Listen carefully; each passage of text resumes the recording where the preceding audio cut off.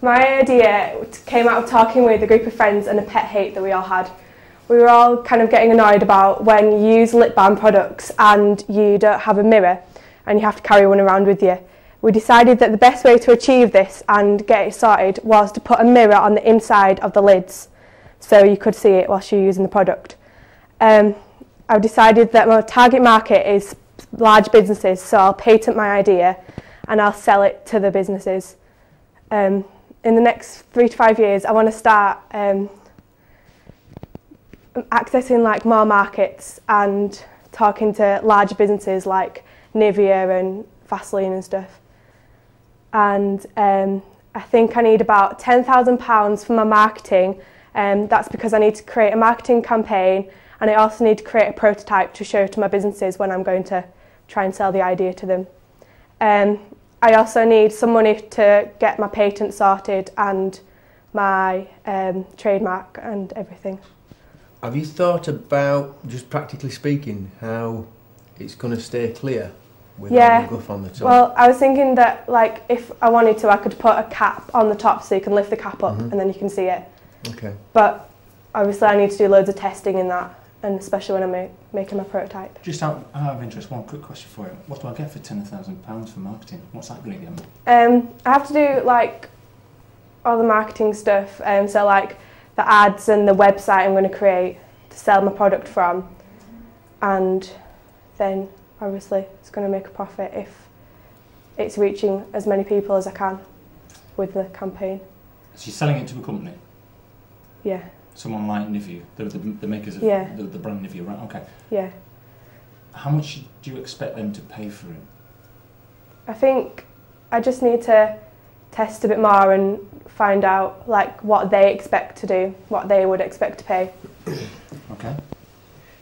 Are you going to look at the product in the pot, or is it just the pot with the mirror in? Just the pot, just the idea.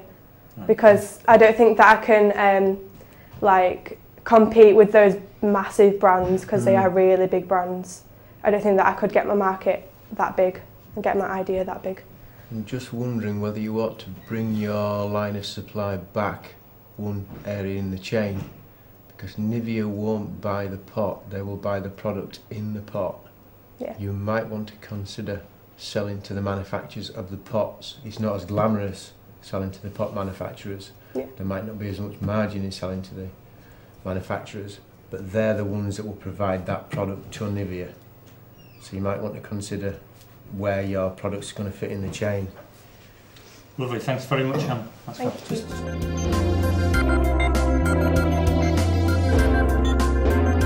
Hello sir, madam, my name is Christopher Trevelian and I am here today asking for an investment of £125,800 in return for 10% of the profits which I intend to make selling my idea, the Scam Packer.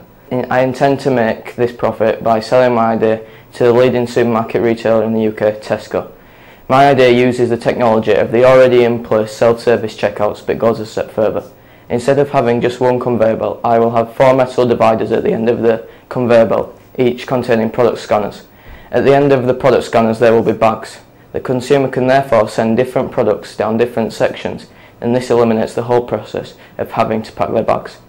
The reason why I need £125,800 is to finance the annual wages of my 6 members of staff, pay for the rent on my UK premises, pay for a fabrications company to produce my product, and pay for a patent for my idea. I believe that if Tesco use my idea, they will be able to save at least 5 members of staff per store. As they have 1,800 stores across the UK, this means a saving of 9,000 employees.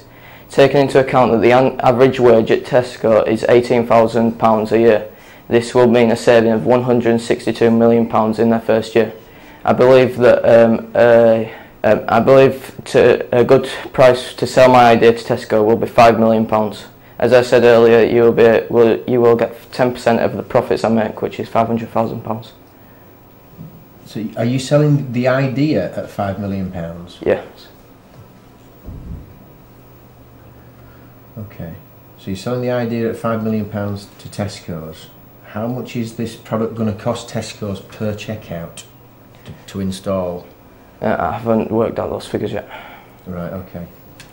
that's vital for you to take it forward. You need to know what it's going to cost Tesco. So you're asking them to pitch up £5 million on a theoretical saving of all those staff, but then you don't know how much you're going to have to put in place per line.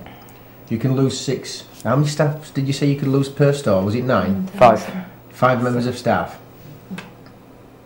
Are you looking to make the product as well? No, just to make one prototype. My business is involved in creating ideas, not creating products. See where you're coming from, because at the moment you only have self-scans for baskets, don't you? So I can see where you're coming from in terms of serving on Tesco's head count. That basket is weighed, so there's no theft.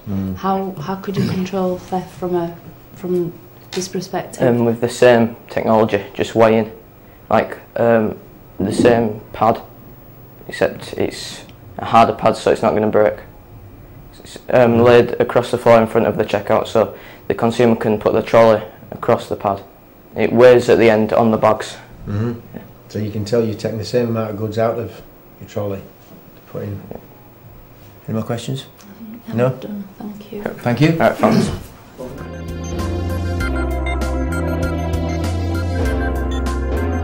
My name is Ray, and my business idea is to print out vinyls for consoles, which is not available at the moment. So it will work by internet website which is created for £5,000, and people log onto the website and create the vinyls themselves and create their own design, and that information is sent to us, and then we look at their idea, their design, and we print it out for them basically. So for this I'll need £20,000, £5,000 to make the website, and the £16,000 is to promote the idea, which is done by basically flyers, which is put into game CDs when they're bought. At the moment, 2% of console sales at the moment is 7,200. So if 2% of consoles are coming through in the year for £30 each vinyl, it would work out to be £216,000. So are you producing the vinyls and then posting them to the customers for them to fit? I'm not producing them. Sorry, your supplier. We're supplying. Produces the vinyls to give to you to sell on. Are you selling them, giving them to the customer for them to fit, or are you fitting them to their? For them to fit themselves. It's easy, but it's vinyl. It just sticks on. Do you game? Do you use these things? These gaming machines, because I don't. Yeah. So it's all new to me. Yeah, we do. Would you spend £30 on a sticker to go onto a computer that's underneath the desk? Yeah, I would, to make it an individual console, because all consoles look the same, and the gaming industry is getting bigger every day. So yeah, it'd just be like practically buying a new game. The average game price would be about £30 itself right now. So buying another game. It would be like buying who would see it? Where would be the advantage? This is where I'm struggling to understand. It's an age thing. That's why I don't get it. What's the advantage to you having that sticker on your box that probably most people won't see? It just make you an individual. Like everyone likes to customise their own equipment, like make it different. Basically, you're just doing that to your own thing. That's good. Thanks very much. Thank you.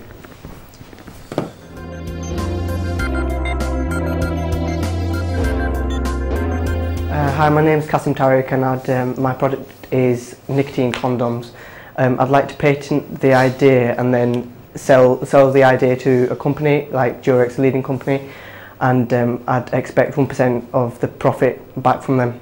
Now, what the nicotine condom is meant to do, it's meant to help people that smoke and have sex at the same time to cut down on smoking. It's also meant to get the person jacked onto using the condoms so that there's less unexpected pregnancies and less like a chance of getting STIs. Well, ironically, I think doing things with condoms to make them different is a good idea, because at the end of the day, condom sales ought to be going up. So anything that perhaps gets young adults to use condoms more has to be applauded. But I'm not sure of the combining of. It's the combination of the two I'm struggling with. I think I say this, you've got a damn unique product, and nobody's ever thought of it. But the way I thought of it was because on Men's Health there was a little online poll for members, and it came up. The question was, how many people have a cig after sex at night time? And it came up about 75 people have a cig after they've had sex. But yeah, it's after, isn't it? It's and if I can go back to when I smoked, I didn't want a cigarette whilst I was actually having sex. It was the afterglow that went well with the cigarette, if you understand what I mean. Yeah, I do understand. You're sitting back, you relax, you have a cigarette. Being combined with a slightly different products. But anyway, Cassim, that's a very interesting idea you've left us with. Thank you very much. Thanks, sir.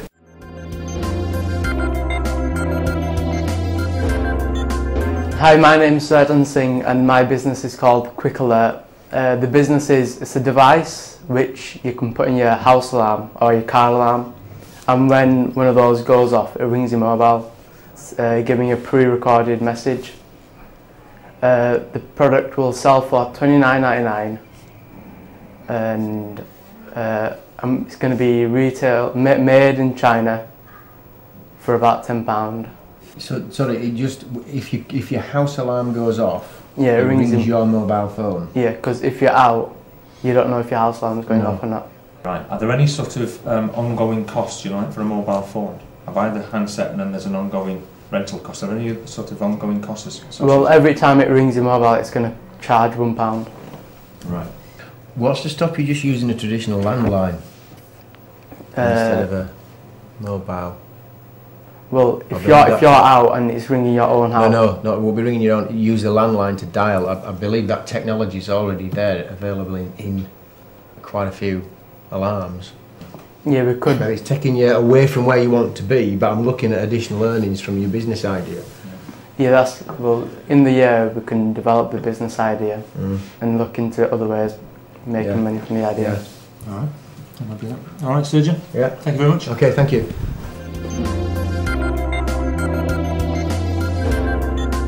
Hi, my name's Jasper and my business idea is called a drink called Scantry. Now, I got this idea from India, and like people make it in the morning, before they go to work, and basically it's a drink which is made from water, lemon and a bit of sugar. Now the good thing about this drink is that a lot of people have recognised it for a way of helping people to lose weight. So it contains sugar. How is that? Yeah, a bit, but you could use artificial sugars, perhaps. Is this some sort of energy boosting drink, or just having an alternative to having maybe a glass of milk or a glass of juice? No, it's just like a normal drink. I think the idea is a good one, because the amount of naturally healthy drinks that are being produced at the moment, there's a real boost in them. Yeah. If you got a recipe from India, I would say that's worth taking to a number of these drinks companies who are already making drinks that have the processing equipment, that have the packaging technology. Investigate it further, find out what else is in it, because I'm sure it's more than water, lemon and sugar. Yeah. But you've got the best idea this morning. Thanks. Seriously, dig it out, investigate it a lot more. Yeah. And if you want, through David, come to me and I'll see if I can think of contract manufacturing organisations that might be interested in looking at that. Because there's an awful lot of, it's all about health. Goji berries now, they come from Himalaya. And they're in so many things now. 5 years ago, people didn't know about them. But there's an awful lot of products being sold. It's high-end product, and it's never going to sell as much as Coca-Cola. But Coca-Cola's just dross. Just horrendous things for you. But you've got something that's at the right time. It's a good product, a good idea, and there's contract manufacturers out there that would make the product for you if you've got the recipe. They have a lot of work to do to get it to market, but it's if you can say this is a 500-year-old Indian recipe, you've got a good idea. Thanks a lot. Well done. Thanks. Anything else you want to tell us about it? What's that, sorry? Anything else you want to tell us about it? No, not really. No? Fantastic. Thanks very much, Jasper. Well done.